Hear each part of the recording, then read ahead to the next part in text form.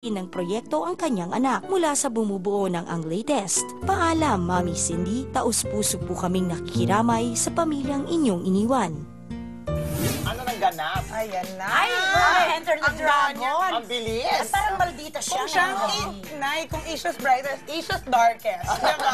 Bakit parang Enter ay Prey. alada mo? Tsaka, kasi naka-blue eyeshadow si Shalali. Ay, Hindi pinapakita ko lang yung shoes tsaka ano. Ay, oo Hindi nga. rin Kaya pala. Meron ka palang gustong patunayan. So, how's life? Why not? So, kamusta naman ang buhay, Bu? Ganda naman. Diba? Galing binyagan. Inutang ko ito, tapos ganyan ito lang itatapat sa akin. Galing binyagan. Partida. Partida. Parang siyang oranges. Nasukadita ka dyan. Hindi ganyan ang peg ko ngayon kasi gold. Siya na latest. Pahahabain ko ito para moment ko ito. 30 minutes. Oh, okay. Ang ating blind Finish the item. show. Sino itong yummy actor? Yummy Yeah. actor. Ganon siya talaga eh. Magaling umarte. Nag-iba ang mundo niya simula nung nasabit ang name song niya sa isang controversial singer, concert, young actress. Ang haba. Di ba? Daming title. Mahabaan ito na segment dahil mahabaan ito. Kasi tayo, kasi babalik ko pa ito. So, may moment lang naman. So, ganito pala ito. Simula nung nabukelya, nung mudra, yung girly, na ito pala si aktor, eh, nagkakamabutihan na sila. So, di ba, crying ang mag-anak. Alam niyo na kung sino. Eto si Yang Hami, Yang actor. Ayaw na magpa-interview. Ayaw niya na pa-interview, ayaw niya na mag-talk regarding doon sa issue kasi parang siya yung nahihirapan, siya yung nadidiin. Siya naiipit. Siya yung naiipit. Bakit kailangan ako maipit? Eh, minahal naman din ako ng anak nyo. Minahal ko naman ang anak nyo. So, ganun ang puro Tapos etong hindi naman hindi nag-prosper. Ang kailangan relasyon. Tapos ngayon, hinahunting siya ng mga press people. Ang nangyari, ayaw na shock mo siya ng shock. Kilala mo ba si At yung literal? Divine Lee? Oo nga. Si Mami Divine? Mami Divine. May reenactment. So, ako sige, yung go. ikaw ang press. Yan, maganda. Tama-tama para ako siya. Dapat matangkad to no? Para akong gas abelga sa outfit ko.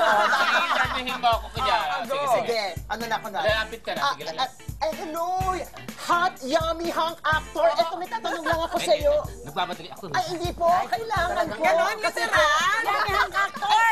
Yummy, young Saan actor. naman? Kasi po, kamusta na po kayo ng girl dash? Ako mahuhulog po. Kamusta na po kayo? Busy ako. Ang dami kong ginagawa. Hindi po kailangan. Teka muna. Ano po? Press ka rito, press ka dyan. Tatakbuhan tayo apat, ha? Tatakbo, ikaw na makitakbo. Hindi mo ako talaga pwede, may lakad Ay, ako. kailangan namin kayo ma-interview. Bakit hindi ako ini-interview ni Christopher Min? Tinatakbuhan mo rin ako Pero yun, nagmumukha siyang tanga. Sa totoo lang. Ako sa kanya haharapin ko ang Meron totohanan. pa nga ito, sinundan siya doon sa istasyon nila. Sinipat. Ayun na, lumabas na ng karo. Lumabas na, hinaharang talaga. Pumasok ulit sa karo, fly. Pero baka ayaw lang niya magsabi ng masama. Tansya mo, ayaw talaga magsabi ng masama. Or baka sinabihan siya ng magulang, huwag kang magsalita. Hindi, kailangan niya magsalita.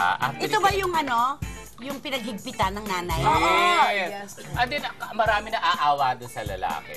Minsan Pati sa nagiging babae. negative na doon sa press. Sabi niya, bakit dito takbo na takbo, hindi harapin? Sabi niya, ano naman nung isasagot ko, nasagot na ho nila. Hindi, saka siya naman na naiipit. Siya kawawa. Kahit ano sabihin niya, hindi naman Na maniniwala ikaw, yung iba. tansya mo, dapat harapin niya. Ako gusto ko harapin niya. Eh, hindi kaya kailangan niya magsabi ng masama. I mean, mapasabi siya. Total din lang, pinapasamaan na siya di ba? Bakit Magiging depensa niya yung sarili niya. Bagay, pwede na i-depensa. Baka nagiging gentleman lang siya kasi baka ayaw Yung niya nga sabi masaktan ng yung ibang mga girl press na dash. ayaw masaktan yung girl dahil sa totoo lang, according sa isang kumpanya, pinanggalingan ko. Nung concert daw ng girl, nung lumabas yung guy, nag-emote daw si Mami. Palabasin niyo yan! Bakit ang dati yan? Ganon, nagwawala. Bakit daw lumabas yung guy doon sa concert? Alam mo, ikaw, Galit na naman ako. Naman, bakit pinalabas to? Hindi pwede! Agad-agad! Kaya nung Divine talaga. second night, wash off ang guy. Ayaw ni Mami kasi kung hindi itutuloy ang concert. Ay! Ganun ka Ay, may sabi pa nga daw na sabi ng mga press, hihintayin pa ba ni Mami Divine? Sobra-sobra ka Na naging ano? At saka tinago ko Oo, pang blind naging- item niya. Na naging matrona yung Ito lang siya sinapos niya. lala. Ito lang siya lala. Pasalamat siya, gentleman. Yang hang actor Yun na nga, na hindi ito. nga nagsasalita. Yun ang maganda. Pero yung mga press totoo ka, mas maganda yung ginagawa. Kaya magkatakbo na takbo, Hindi, pero nakakapagod. makakasa din siya na may maayos pa. Ay, nako. With me, with mommy. Ikaw ba gagawin mo yung kay Makakatagpuin Juliana, if sila. ever? Alin? Yung- Hindi. Kasi sabi ni Mami before, nung nagdadalaga na kami, tapos may nandiligaw, sabi niya mas gustuhin daw niyang makikita kung sino nandiligaw. Kasi Tama. pag hinigpitan niya kami, hahanap lang ng paraan para makipagkita-kita sa labas, May diba? kilala tayo Hanggang ganyan. sa, oo, lumalabas. tumatakas yung kilala namin. Sino, Nay? Papasok dun sa Shangri-La, dun sa pinto na to, kaya andun yung lalaki sa dulo. Doon sila magkikita sa Waiting, dulo. waiting. Oo, Parang kilala ko. Ang alam ng nanay niya, talaga namang maayos sila. Ay nako, totoo po mga kapatid na bigating nga mga pasabog natin ngayong Lunes ng gabi. Kaya tutok lang dahil siguradong ito ang latest! Lagi kang nangunguna.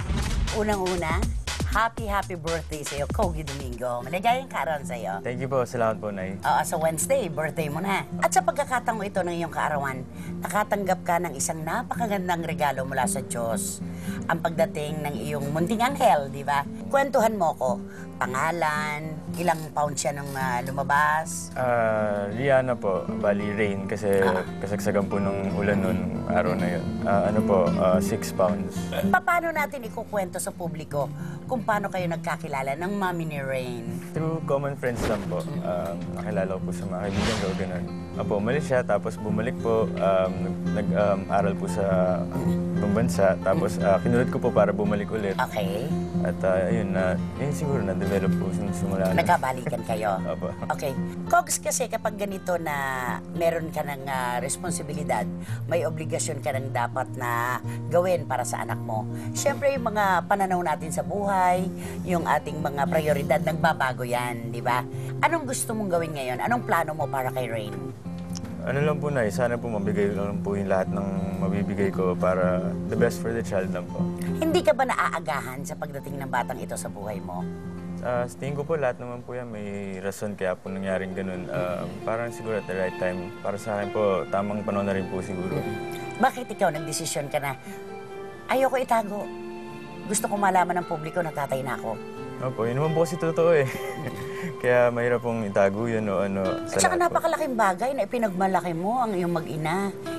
Pinagmalaki mo yung anak mo, binigyan mo ng pangalan, ika nga. Anong pangako mo sa sarili mo ngayon? Bigyan ko lang po ng magandang kinabukasan yung bata para sa akin po. Sa tingin ko, it will bring joy at saka blessing rin nga po talaga. And inspiration. Opo. Naku, sana habang buhay talaga yan, ha? Okay. Happy birthday sa'yo, Kogi. At maraming salamat dahil hindi mo ipinagdamot sa ang latest. Itong scoop na ito tungkol sa iyo. Salamat dahil ibinahagi mo sa amin ang mga plano mo para sa anak mo. Happy Thank you po. birthday. Thank you At po. maraming salamat. Salamat Thank din po. you.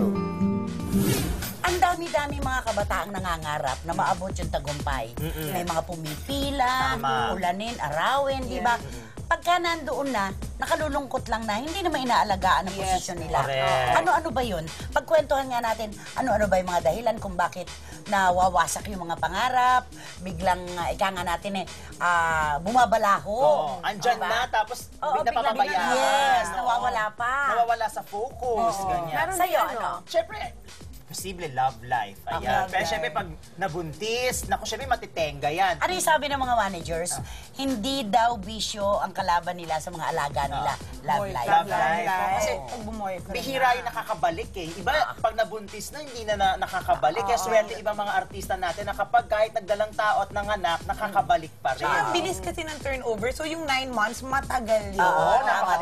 Lalo na ngayon, ang bilis ng turnover. Ikaw, Kong, ano Isa sa rin, palagay mo? for me, attitude na. You take for tama. granted the success and then parang papunta doon, gustong-gusto mo yung, ang pinupuntarya mo is hahangaan ka and then gusto mong hinahabol ka, papipicturean ka. Pag nandun ka na, tapos may magpipicture na sa'yo, may maghahabol, ano ba yan? Ang ano?